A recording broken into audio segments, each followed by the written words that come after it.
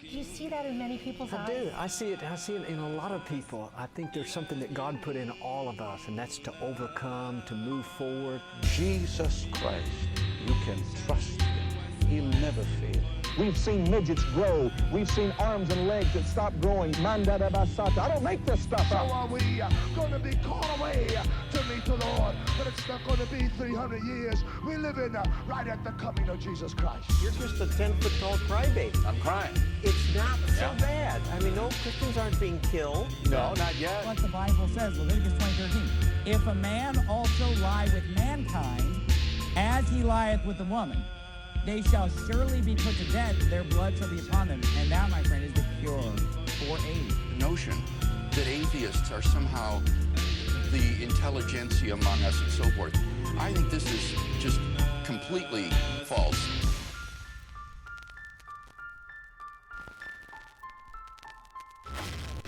Hey everybody, welcome to the Age of Reason podcast. What's up, Alex?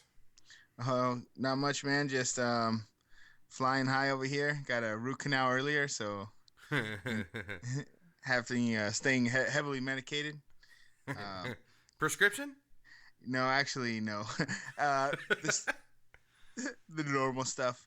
The dentist, I don't know. It was weird. It wasn't my normal dentist. He sent me to another one to get the root canal.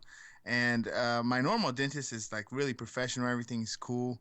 This one was a little sketchy. They were kind of like prepping as they go, and I'm thinking like, oh shit, I'm having surgery basically here, you know. And it turns out when the guy wrote me my prescription, he's crossed out the number and put a different number on there. And when I took it to the pharmacy, they're like, oh, no pharmacy's going to cash this. They think it's counterfeit. Oh, geez. I'm like, oh, perfect. You know, it's a good thing I have my natural medicine. So. Well, they're just people that couldn't make it to doctors. I know. I'm an anti-dentite. Really? I don't care. I go to the dentist, but my teeth are pretty good, so I don't have to go through any of that crap. So my neighborhood of great brown people has gone to shit. We had white neighbors move in, and there went the neighborhood. So I had a friend of mine and his wife come over. We did like a double date last weekend, and we went to dinner, and then they came to our house, and we were just bullshitting. But they pull up to my house, and my block looks like where you and I grew up, but it's all the white neighbors that I have 2 doors down. They're like riding mini bikes and quads in the middle of the street, making a yahoo, like all this fucking noise. And the very next day, they put up, I'll say erected a big ass flagpole in the front yard with the American flag. So I have a confession to make. When I see people with the American flag,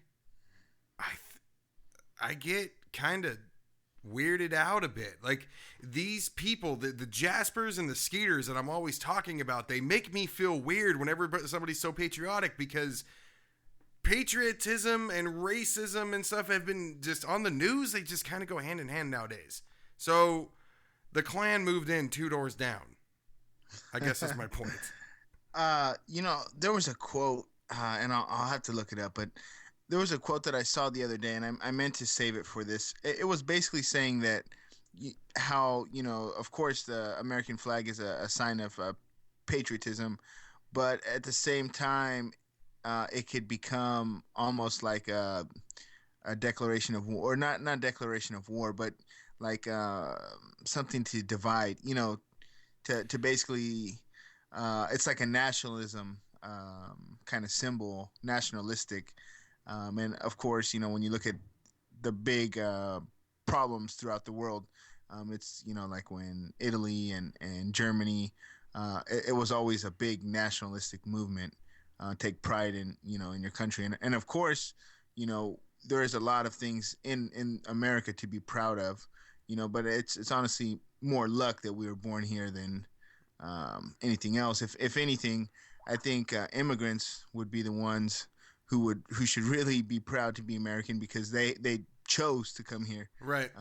And you know, obviously that's not the case. But yeah, I saw the quote, and I'll have to look it up. But it was interesting to say that, you know, American flags, just like you said, will be used to kind of portray sides.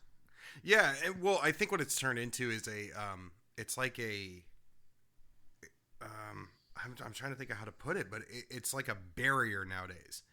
Like, it's used as a weapon now. So it's like, no, I'm pro-choice. Well, we're a Christian nation, and if you don't agree with being anti-abortion, then you're just un-American. My people fought and died for blah blah blah, and like that happens. Like I've been in many arguments with people that say, "Listen to me, son. I fought and died in Vietnam. I fought and watched my brothers die in Vietnam, and that's why I don't want those damn Mexicans coming into the country." And it's like, you can't hide behind that. I think that's mainly why it's like, whenever I see a bunch of white people with bald heads move into a house and then put this gigantic American flag, I don't know. It kind of spooks me a bit. Just to be clear, I'm not anti-flag. I just want to get that out of the way. It's just an observation. But you said something else that was going to put me on another topic. Anyway, go ahead. I forgot. Oh, so I guess speaking of white or orange people, I attended a Donald Trump rally, protest over the weekend on Friday in the Bay Area. And that was very interesting, to say the least. Before you get into this, I just want to say that, from my perspective of your story, I read articles and watched videos of what happened over there. And I wasn't sure, because I was at work. I couldn't check them. I couldn't really vet them at the time. But then you sent me those same videos and articles. And I said, yeah, I saw these. And then you said, yeah, we were there. We started that. Or something to that extent. Like, we were there and stuff. So, dude, that is so awesome. I commend you for that shit. That is great. I was so proud to hear that, like, I knew somebody that was over there doing that shit. Yeah, it was, it was pretty cool. We, our whole intention the whole time was me, my wife, my friend Victor, who's a listener, and another guy joined us, Christian. And it was the four of us. Our whole intent was to be, peaceful protesters, basically. I heard some of the things Ted Cruz said about protesters, that, they should be arrested and, things like that. And I think it needs to be clear. Donald Trump has every right, to say what he wants to say. That's the First Amendment, right? So he can say whatever he wants, no matter how hateful or how ignorant, stupid, whatever. But at the same time, part of the First Amendment are the people's right to protest. And I think that's something that's became more of like a liberal kind of left-wing extreme kind of idea, I guess, of the protest. And when you look in other countries, like when the papers came out from South America and Iceland, basically, I think it was like 2/3 of the country or something like that came out to protest, and then the prime minister resigned right away. Just the power, that the people have. I think sometimes we forget that, and protesting is basically, one of those ways that we can use that power. But yeah, so we went there, the four of us. Couple of them had, my wife and Victor, they had some interesting signs, so they got a lot of love, a lot of pictures, for the signs and stuff. Victor got interviewed by the New York Post, or New York Times, I think. So that was pretty cool. And then KCRA, the news, also, I think it was on national TV as well. So I think part of it was we might have been the sanest looking people out of the bunch. I saw some pretty weird pictures. It was interesting. You had a lot of different groups. You had the Free the Nipple. That's the weirdness I'm alluding to. Don't say weird. There was some naked women there. So no, I'm saying weird only in the sense of like when you're not expecting to see nudity and body paint, and then you do. It's weird because it's unexpected. no, what was weird was seeing the people take like 12 or 13 pictures of the poor girls. One picture, that's enough. But after it's like, get your other hand out of your pocket there, buddy. But no, so the Free the Nipple movement, the Black Lives Matter was there. Nice. There was a lot of different groups, a lot of Hispanic groups as well. So part of the reason Donald Trump had to basically take a back exit or cross the border, in his words, climb over a wall. There was people that had chained themselves together on both entrances to the hotel, so there was no way for the motorcade to get through. So they came up with that kind of back alley thing, but it was mostly peaceful. There was a lot of police officers in riot gear, and it was interesting to see the police officers. Personally, I saw some people get in their face and kind of yell at them and stuff. And don't do that. It's too much. But I did get pretty close to them, enough to look at them and see.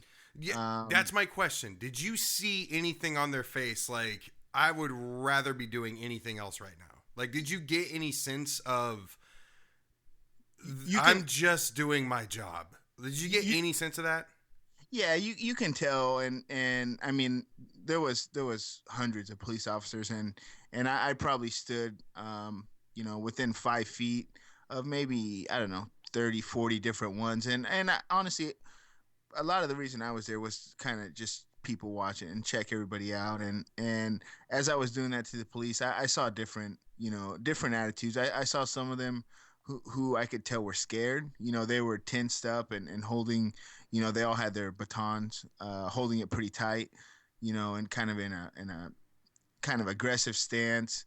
There was some of them who probably had been cops for a long time in the Bay Area, so I'm sure this is not their first protest. No, they were just, just kind of hanging out, and some of them were, you could see a lot of different things in them, and it was interesting. I guess for me, that was probably one of the most interesting things, to see the different, the way that the different ones were acting. And as it was, I thought winding down. I mean, I was there for I think 4 hours, but I guess it went on 8 or 9 hours.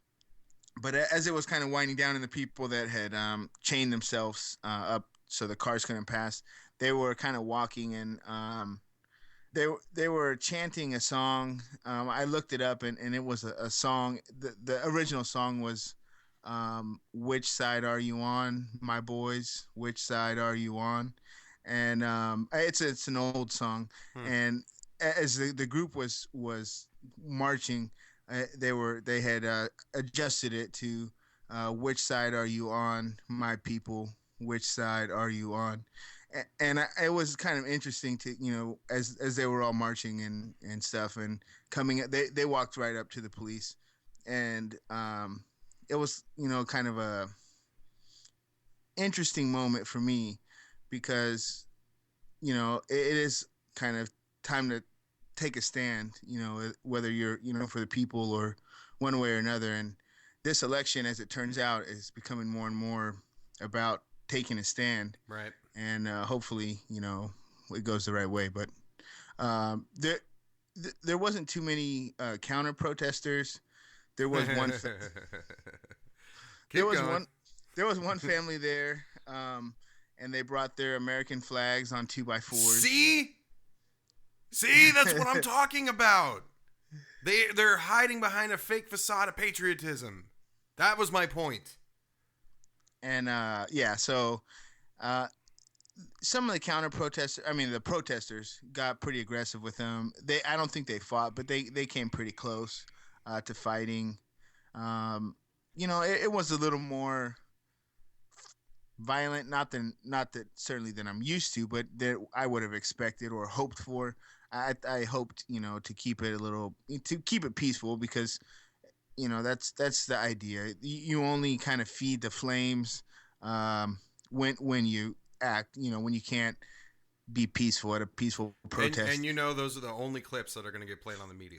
Yeah, exactly. And I think that's why it was important. These 10 poor Trump supporters were bum rushed by violent Bernie supporters, and that would be the headline. Watching the clips, you know, they did kind of show kind of the drama and the pushing and the shoving. And there was actually a Trump pinata that got lit on fire. So they were kind of showing some of the, you know, the hardcore scenes.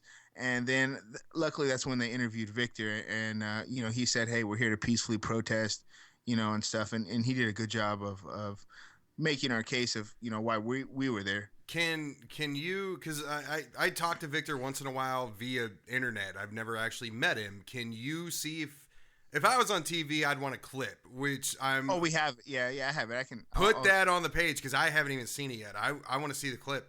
That's awesome. I'll send it on there. That's great. We need to get him on here. He needs to quit beating around the damn bush and get on here, because I love this guy because he's such a huge fan of the show. He's always contributing to everything that we do on social media, and I know he spreads our message, and he needs to get on here, man. He's definitely earned it. But as far as earning things for all three of you, for you, your wife, and him, I'm jealous because 40 years from now, you're going to be able to say something that nobody has been able to say unless they were protesting in the 60s up until now.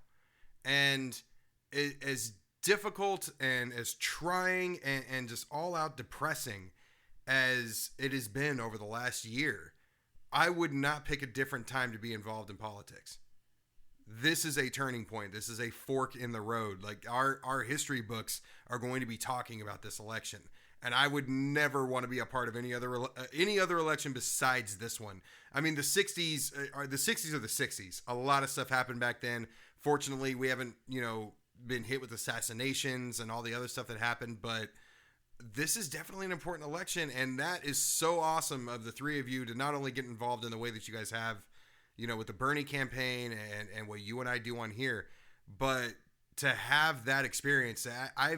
I've seen police in riot gear, but that is working with them when it's not at an event. It's a problem. You know, they're suited up because somebody's armed, something like that. I've never been to something that you see from the 1960s or the 1970s.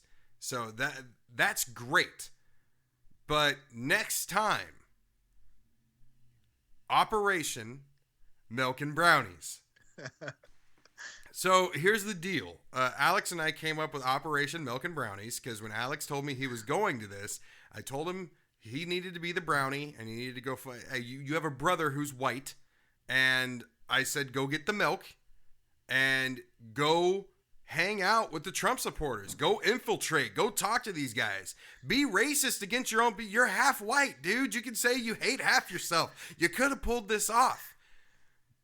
But damn it, man. I mean, it's so impressive what you just did. But next time, go hang out with Jasper and Skeeter, man. Go put on a American flag printed wife beater and the red Make America Great Again cap, dude, and just go down there and talk to these idiots. Find out what's going on. We may find a human side in them. I don't know. And record it. Imagine how much less you and I would have to work if you had like 10 minutes of just a piece of gold of conversation that you recorded from these guys. But anyway, again, I commend all three of you. That is awesome. I wish I could have been there for something like that. I look forward to attending something like that. Hopefully, I won't have to, because hopefully Trump will not get elected. But so anyway, we kind of skipped I've been wanting to call our introduction topics community service, because I view that as community service, what you and I do. We take the opportunity to educate people with reason whenever we get the chance. Did you have any of that this week?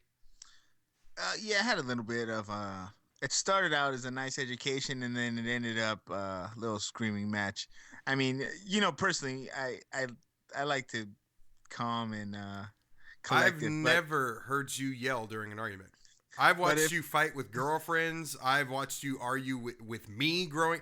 I've never seen you yell in an argument. I've seen you yell when you're about to, you know, when a fight's about to go down, but I've never seen you yell before in that capacity. That actually happened?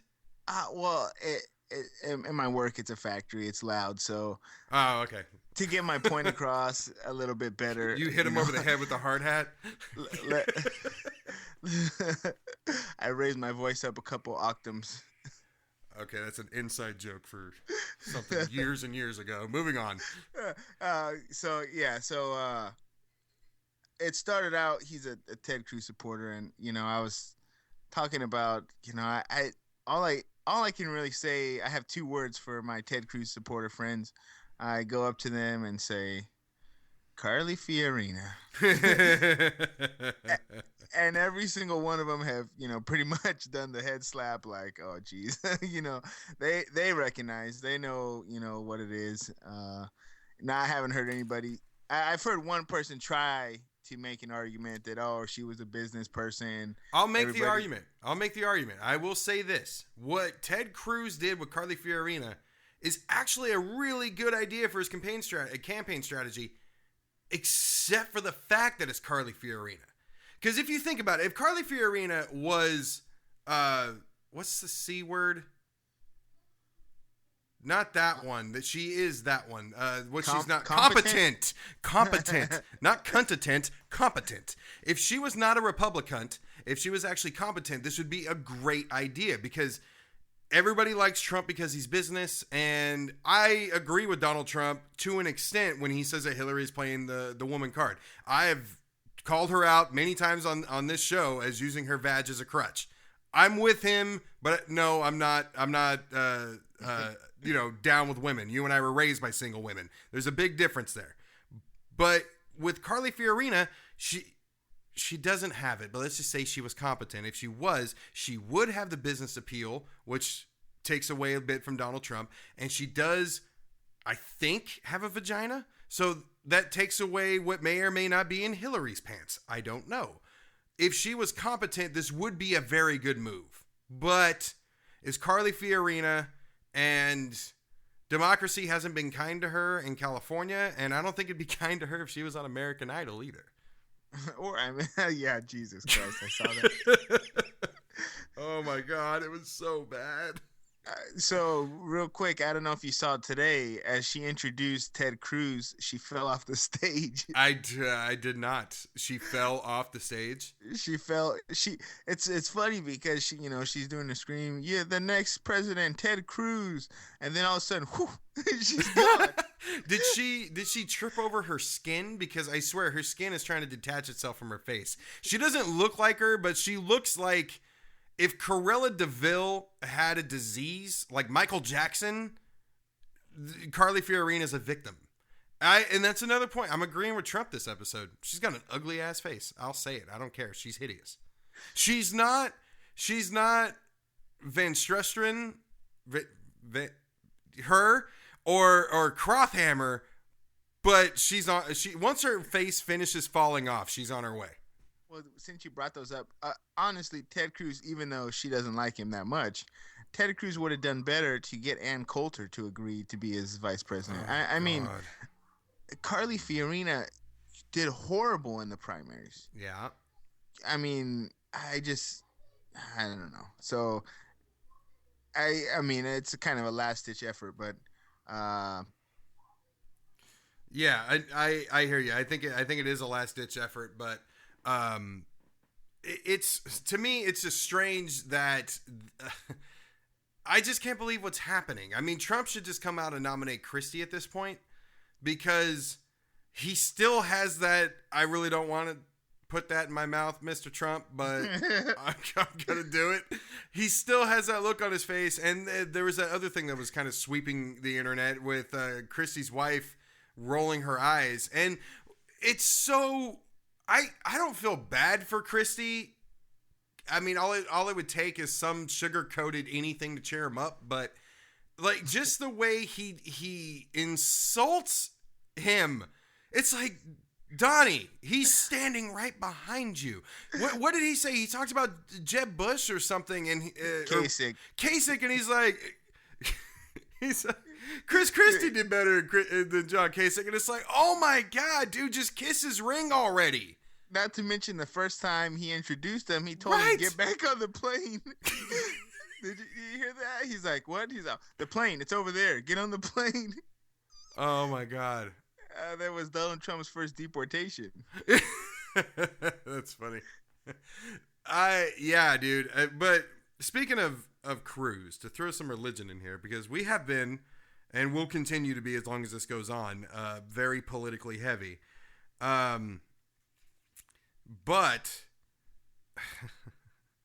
Cruz is considering running, I guess he hinted or dropped something and hasn't brought it up really since, that he wants to start a third party called Conservative Christian Liberal Party, or Liberty Party.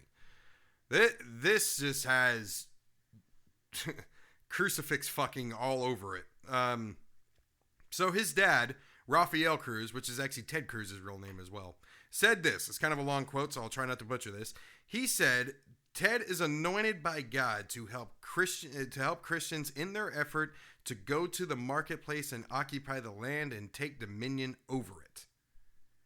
He continues and says, the end time transfer of wealth will relieve Christians of all financial woes, allowing true believers to ascend to a position of political and cultural power in which they can build a Christian civilization.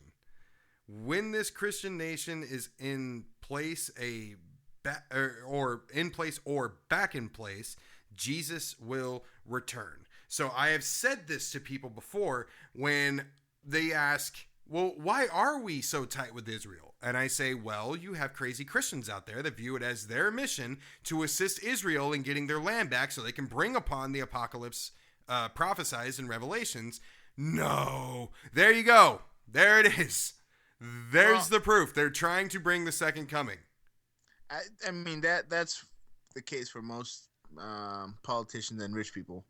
So I agree with it. But I think there is the political case that they are the only non-Muslim country in the Middle East. And if we don't support them, they would just get swallowed. Well, there's many motivations to do stuff like this, but there you have it. I mean, there is wacky, just complete ignorance at its best, telling you this is why he should win the presidency. And I don't know Ted Cruz's dad. I've watched like one or two interviews with him, but I know one person is crazy for sure and is saying the same shit. Oh, Glenn Beck. Hold on though. Talking about crazy people, Ted Cruz's dad is fucking nuts. I could tell just from the quote I read, but I have more exposure to Glenn Beck. Yeah, no, okay, go ahead and talk about it later in a second. But when you get a chance, look at some of the shit his dad has said. He's fucking off the rocker. Aren't they all? Oh no. He's a special brand of crazy. It's unique amongst these guys. I'm telling you. Look it up. More than Glenn Beck. He at least America on the same level. Town or what Ville or whatever. Seriously? At least on the same. Oh yeah, definitely. His dad is a nutcase. I thought we talked about him before, but no, his dad is. I don't think we have. I don't think we've brought him up. Oh man, that there's some gold waiting to be mined there. Well, we're gonna have to mine it for next week, or I'm sure he'll give us more material. But no, that was my point. Is I'm sure this guy's crazy just from the quote that I've read and the few interviews that I've watched with him in it. But I mean, I know Glenn Beck. I mean, Glenn Beck helped write The Daily Show when Stewart was on and when he had his own show. This guy is absolutely insane and saying the same shit that God spoke to him and told him Ted Cruz needs to be president. It's religion and politics. And speaking of what? Oh no, I was just. Oh, that's what you're gonna say. Oh. So the guy in our intro, and I think I'm gonna do some audio work and put Carly Fiorina singing to our intro music for this episode. God, don't do that to the listeners. Nobody's gonna want to listen to the show. I might. If you're listening by now, you know whether or not I got around to it, but I might. So, this guy, Father Jonathan Morris. So he was on Fox News, and he's the guy. The reason I thought of this is he's the guy in our intro music that's talking to Bill O'Reilly when he's like, Christians aren't being killed. He's like, no, not yet. The guy that's saying that Christians aren't being killed yet is this guy. And he says on a Fox News interview, he said, atheists are hard to trust, mainly because we have no fear of eternal punishment. Therefore, we can lie and all this other BS that you and I have put to rest over and over again with the moral argument the first like 5 or 6 weeks that we were doing the show. I don't know if I have anything else to say about it other than this shit just keeps continuing. Yeah, no, I don't have much to say about that guy either. Yeah, all right, fine. Screw him, skip him, whatever. But I guess that specific guy, not necessarily, but it was in my conversation that I started talking about. We started on politics, and we ended up talking about the North Carolina bathroom thing. Yeah. And then from there it got to religion, and it's okay. So we've talked about PC a lot, right? And you know, the liberals kind of being painted sometimes being pussies or getting offended over, and rightfully so in some cases. In some cases, right? Yeah. But the people that are always using that against us, right? Just mention their God, and just mention that you think he's make believe, and see how many colors they start to turn.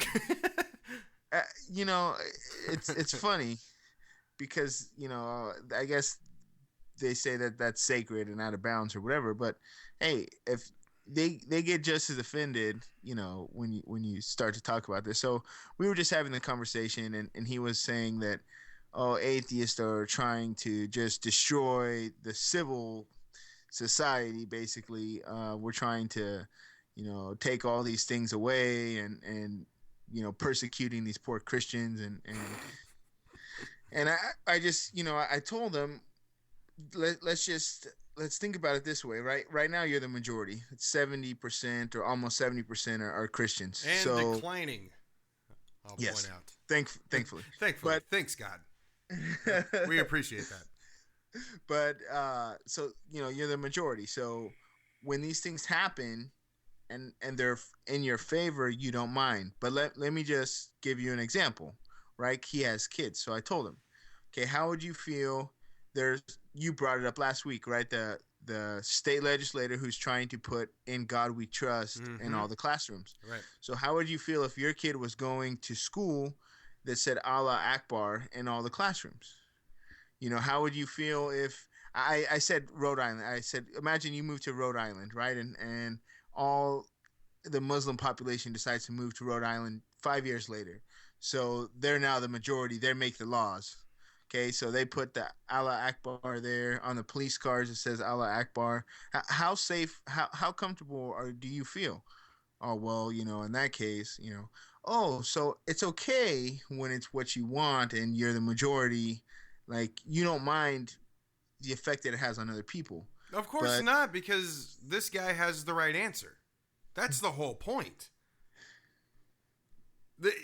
They're praising the right God. See, this guy, he doesn't know enough. They tend not to. Oh, yeah. He won't get necessarily into the depths of religion with me because it's, you know, it's because easy. the path to atheism is littered with Bibles read cover to cover. Yes. Amen to that. So, but speaking of God and his double standards, Dennis Hastert molested children, came out and admitted to it. Longest serving Speaker of the House, I think it was from 97 to 98 to 2007, somewhere around there. And we got people on the right coming out and saying he's a good guy. And he got off because of statute of limitations. Why we have statute of limitations on molestation when we know that molestation and rape and abuse breeds silence and shame. Shame is silence because of the shame. I did a statute of limitations on stuff like that. That's just... Yeah, it's insane. I had no idea for crimes like that they had statute limitations. I know they do for stupid things, frivolous things, and from what I understood. But I thought serious cases like that had none. I think he should be banned from public restrooms. Well, yeah. I mean, it turns out the ones that were, really shaming Bill Clinton for his affairs with Monica Lewinsky are typically, two of them have came out, way worse in the stuff that they're doing. So and then there's Duggard and Mike Huckabee, another guy known for his devout religion stances, and he's the Duggard family are good people. Yeah, I mean, it's happened when you look at it. I mean, it's happened to like a comical number of Republicans, either anti-gay, getting caught with a male escort, or a family values guy cheating on their wife. Whatever. Or it's putting just... your leg too far into the stall behind you at the airport. God, people just don't understand the hypocrisy. I mean, I don't want to say that. I think people are, if they're not driven to or towards religion by just their upbringing, like you and I were, if they're ever driven to religion later in life, I think it usually surrounds something negative. It's usually they went to prison and saw Allah. But I think in the case of the grabbing on penises party, it's a cover. It's just a security blanket, like Hillary uses Obama. That's the way I look. It's a security blanket. It's a front. It's a complete facade for when they want to go touch little boys on the wrestling team. Yeah, I think that, and I think maybe they found a way to sugarcoat their financial policies don't help the average person. So when that's the case, you have to find something to distract them with to get their votes. And they, it's easy to use the family values or the gay, the gay rights thing, or abortion for that matter, and make those points and say, hey, this is what our side stands for. You're either with us or against us. And by the way, we're with God. Yeah, God's on our side. He just told me. Always. He just told me. He just told Glenn Beck, and Beck came and told Rafael Cruz, and then they both came and told me. And I mean, Arian Foster got a bunch of shit from the Texans. I think it was last season, for basically saying that he was an atheist. But God's in both locker rooms at the Super Bowl every year. I wonder if he's in the Raiders locker room. Actually, the Raiders, to be fair, to defend my team here, the GM has been doing really good about getting high character guys. So all these guys are actually very religious. The quarterback, Derek Carr, he's spoken at the local church over here. Oh, no. So, yeah, as much as I enjoy to watch him on the field on Sundays, I'm glad they're playing football. At least he's not in church on Sundays. I don't have to see him in church. But, so the Raider team is very religious, unfortunately. I'm hearing people that are not Raiders fans telling me the Raiders are looking very good this year. That if they don't make it to the playoffs this year, they should make it next year. I felt a little part that died in me like 12 years ago, kind of reawakened a little bit, and then I thought of the Tuck rule, and then I thought of the Bucs Super Bowl, and I'm just like, oh my God, the pain was so bad. I met two Raider fans the other day, and we were just like everybody who I can't call myself a fan anymore. It's not fair to, but anybody who was ever a fan or still is, it's like an unspoken secret that like everybody, when you hear the word Tuck, everybody just goes right to that day, that horrible call on the Tuck rule versus the Patriots the year before they went to the Super Bowl. But anyway, getting off that, I mentioned Obama. So speaking of Obama, he's my favorite president. He is. For all of his faults, the man knows how to entertain and knows how to speak. And he did say some nice things about Hillary at the correspondent dinner, but he did say the new face of the Democratic Party and point to Bernie Sanders, which was nice.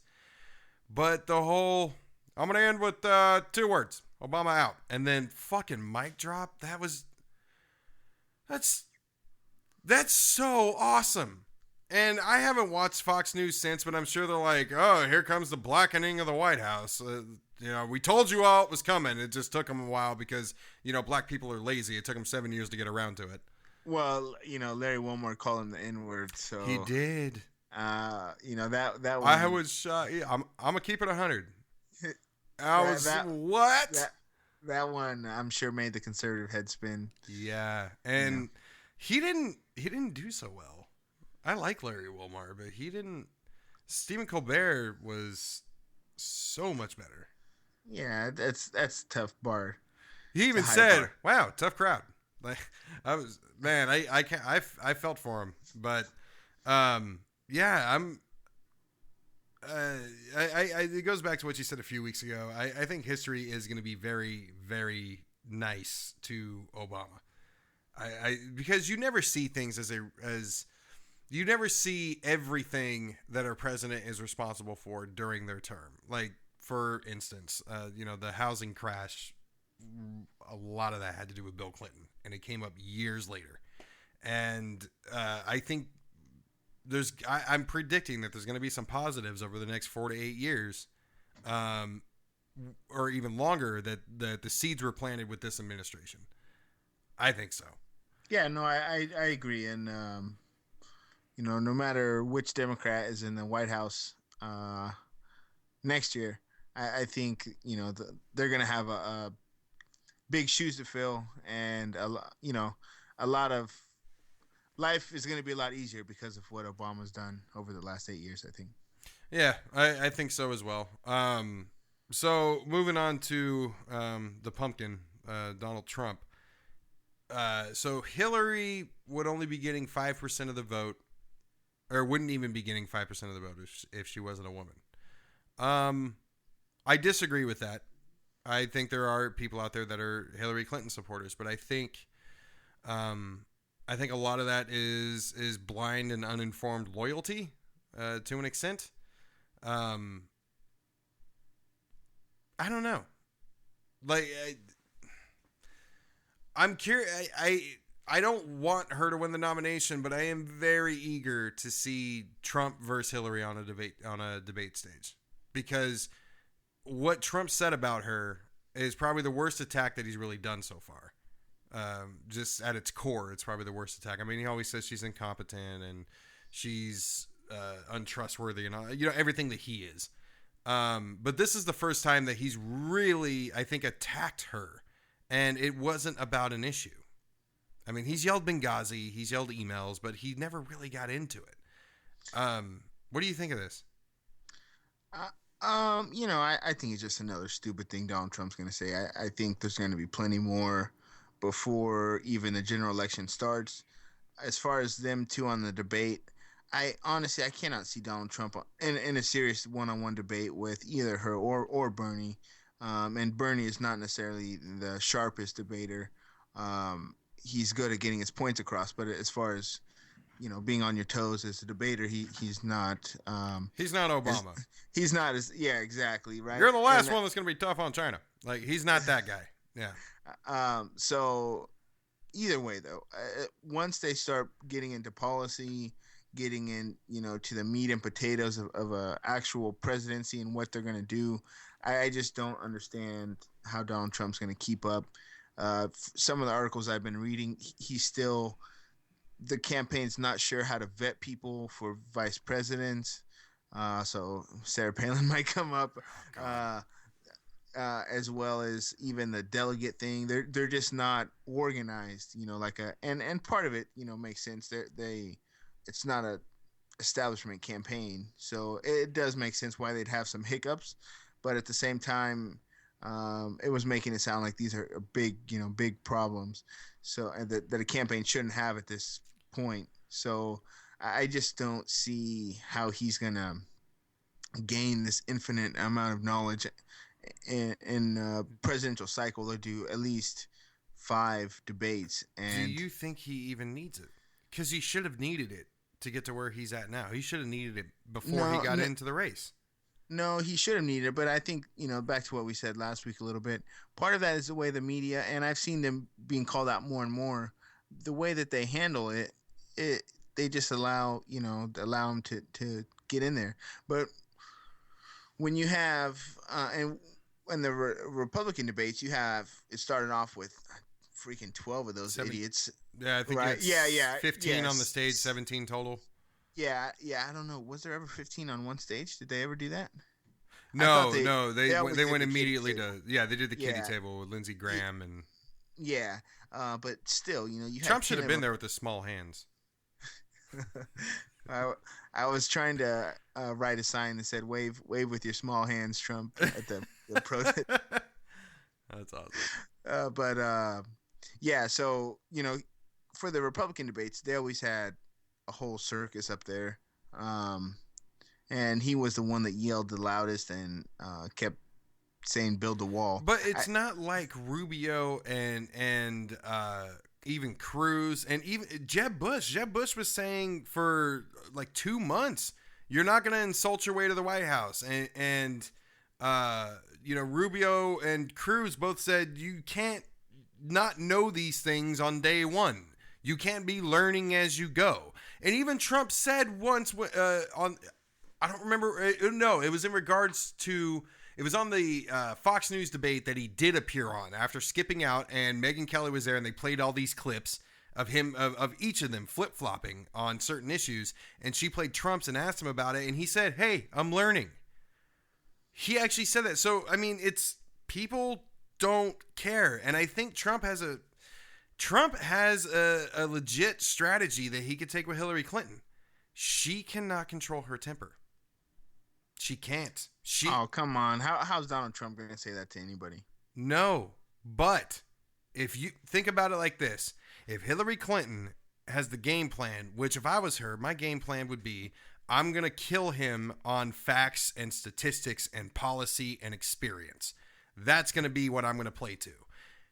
Donald Trump, on the other hand, is going to have Mickey from Rocky in his corner, basically telling him how to fight.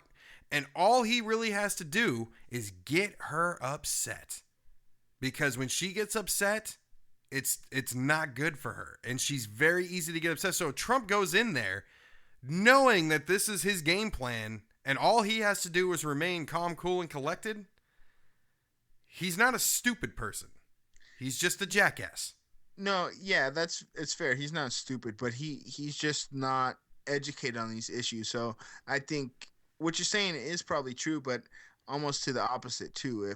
If Hillary can just, and I don't like to talk about this before I know it's the case. I know. But if this were the case, right, hypothetically, if she can just adjust and stay calm, I mean, just like you said, you could just bombard him.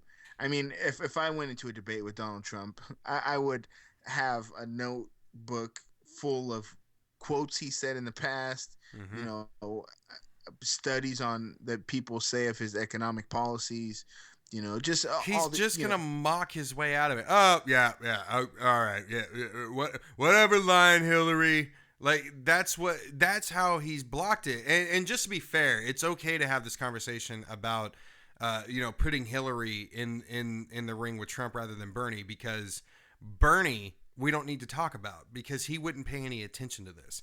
Bernie's not the guy that going up against Trump I would worry about, Trump rattling Bernie. Bernie's not going to get rattled. Bernie's going to smile. He's going to, all right, whatever. He's just going to let him go. And honestly, he's got his 10 lines. He's just going to say his 10 lines regardless. He knows. Yeah, like Bernie knows what the pressure points are. He's just going to sit there and hit those. He's not even going to get into that kind of argument of character with Trump. And if he does, he's going to talk about the division of the country and go into hating Muslims, hating Mexicans, and the wealth gap and all this. I don't even see Bernie getting into that conversation with him. That's why it's not even worth talking about. But I would tell you who I'd really love to. I would love to see Obama debate Trump. I just think Obama would mop the floor with his toupee. It would, oh my God, it would be awesome. Yeah, that would definitely be interesting. I think, you know, I watched the Obama Romney debates recently, and just to get a feel again for Obama, you know, how he was as a candidate and stuff, and it's definitely entertaining, and it would, you know, it would be gold to watch those two go at it. But what can you do? Not elect Obama for a third term, but what are you gonna do? So lastly, do you have anything before we move on to the final topic? Go ahead. So I wanted to revisit Bernie or bust. I've made a decision. Have you? Yeah. Go ahead. You. My decision is this: if any candidate goes independent on the Republican side, whether it be Cruz, probably not Kasich, but like if Cruz goes independent or if Trump goes independent because he gets oval blocked by the GOP, then I'm Bernie or bust. But otherwise, if this is a clear-cut match between Hillary and Trump, as much as I cannot stand her, we have a Republican Congress. We'll have a Republican. The risk is that we have a Republican Congress, and if somehow Bernie supporters cost Hillary the election, we will then have Trump as a president, which is all bad as it is. But even aside from the fact that it's Donald Trump, we will then also have a Republican Supreme Court, which does not know terms. There are no terms there. And all three houses under GOP control is not... I'm with Bernie on this. I'm with what Bernie said. It is not worth the risk, regardless of the fact that the message that it would be sending would be enormous. But it wouldn't benefit us until at least the next election. I think two things. Number one, so if Bernie is not the candidate, which right now he has a long shot, I can not vote for president, but I can vote along the ticket, right, for my senators, my House of Representatives. I can vote Democrat down the line. Yep. Right. So that's, you know. I have a reply for this, but go ahead. Go ahead. My reply to that is I worry badly that this, I don't know, you can speak for you and Obama, but for me, this is the very first candidate I ever believed in. And I know there's millions of people out there that either this is their first experience in politics, or like me, this is the first time they're not voting for the lesser of two evils.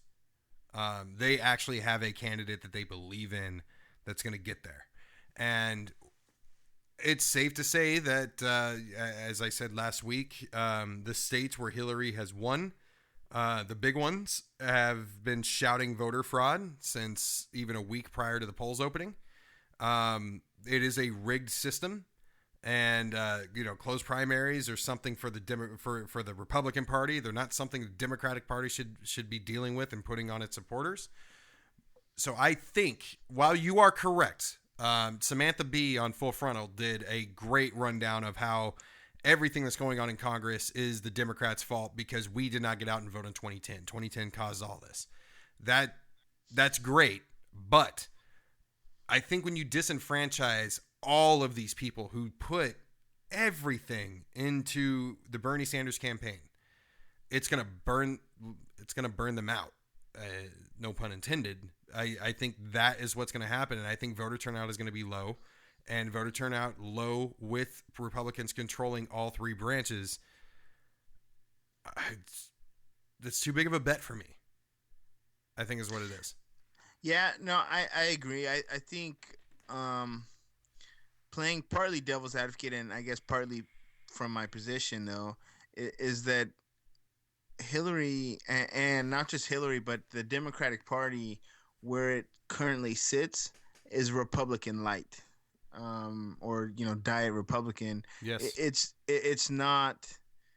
And I read an article recently, and I think it was great. It was basically saying, and Bernie said it actually, that this is the face of the new Democratic Party is Bernie. Right. We talked about the age gap recently, and Obama said it. And when you look at Hillary's supporters are mostly over 65, Bernie supporters are mostly under 45. I mean, in 10 years, our block is going to be even bigger. Huge.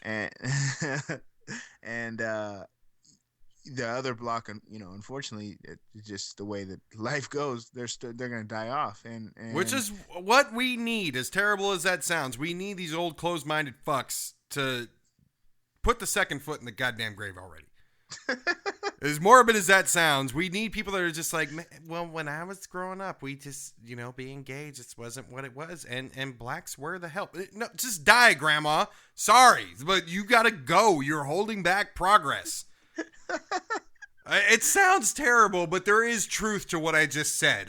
There is truth to that, as horrible as it is. Fucking Grandma.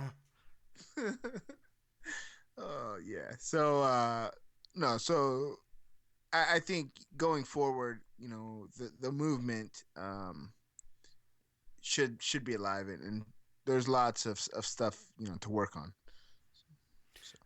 The movement does need to be alive, and regardless whether or not Bernie wins the nomination and or the presidency, which we have a much less narrow gap to the presidency that the media has not told anybody. One of them being, we will have a contested convention with the DNC because Hillary can't get the votes she needs either. It's not going to happen. There's no way she's going to get those votes, not without superdelegates. Yeah, I think I'm pretty sure Obama needed superdelegates to get him over the hump. Well, and that's what one of the press conference Bernie held the other day basically said is, these superdelegates need, for right now, to go in line with whoever won the state, whether that's him or Hillary. But it's going to be a contested convention. Hillary Clinton is not going to win the nomination in the traditional way that people usually do. And I think that's a big piece of news that the media is not covering. Mathematically, it's not going to happen. Which means they're basically going to go to court in a sense and have to pretty much argue for the nomination. And Bernie's argument is, hey, I beat Trump much worse than she does. And in some polls, actually, it's damn close between Trump and Hillary, but not in Bernie's case. Yeah, and I think that's the large number of independents that vote for Bernie. I think definitely is a selling point too, I would say, to delegates. When you look how well he does in open primaries compared to closed primaries, when you allow the independent people to speak, they overwhelmingly they support Bernie. So yeah. Obviously in a general election, there's no parties. You can vote for whoever you want. Right. That has to be, a major plus. Well, with this, and my overall opinion is, for me personally, it's not worth the bet. However, if there is a split, if a third person enters the race independently from the right, then Bernie should do this. Yeah, but then this should happen.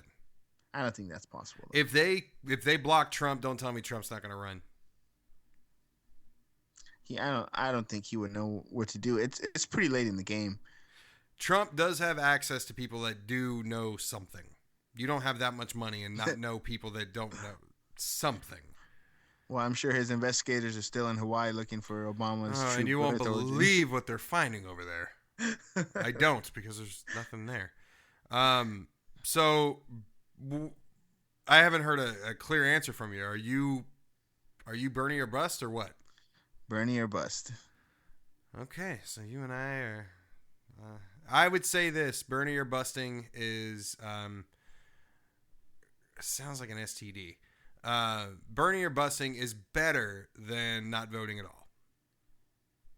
And like I said, actually, I do want to clarify something. Last week I said Jill Stein was an independent candidate. She's actually from the Green Party, but she might end up getting my vote. So. And just so everybody knows, if you are a Bernie Sanders supporter, you can go to his website, and it's pretty easy to find. And you can find candidates that are running that are, in a sense, burnt, I guess would be the way to put it. So you can find the list of senators and representatives when they come up for election that basically the Bernie Sanders campaign is saying not necessarily that they approve, but that these people are in line with his campaign strategy for the economy and foreign policy, that sort of thing. Wrapping up, I guess I want to tell a quick story. I guess Rick Scott, the governor of Florida, has kind of been a ball fan. He's been dissing California a little bit. He's actually came on a little tour over here to promote jobs in Florida and how the $15 an hour will hurt California and it benefits people over there. So our governor in California, Jerry Brown, he's actually done a lot of good things, and he's turned kind of the state around since the governor left. And he's an interesting politician, and it's fun to kind of see what he's done with California over the last years. But he sent a pretty comical letter in response back to Rick Scott, and I'll just read the last paragraph, but the whole thing's pretty funny. In it, he linked a report saying that Florida's climate change is in a dire situation. And that's a good thing about Jerry Brown, is Jerry Brown acknowledges climate change. I mean, he's recorded videos about it, about where the snow was a year, this time last year up in the Sierra Nevada. And yeah, I mean, I was thinking that when you were talking about Jerry Brown, is this guy acknowledges and he believes in climate change. As stupid as that sounds. So he ended his letter here. I guess the last two.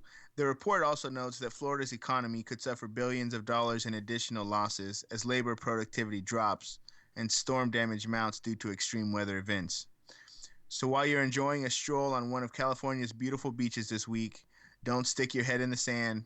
Take a few minutes to read the rest of the report. There's no time to waste. Sincerely, Edmund G. Brown. Nice. So the whole thing, he's basically, he starts off saying, California's economy is the 7th largest in the world. He's like, don't start, making your comparisons over here. California, I mean, he's like, we don't compete with states like Florida. We compete with countries like France. That's awesome. As far as, the GDP and stuff. So, that's great. Jerry Brown, he's an interesting guy to watch. And not only that, they're shaped like a dick. It's humid as hell over there. God, who wants to work and sweat like that? Ugh. But I will say this. I haven't read the rest of that letter, and it's very good.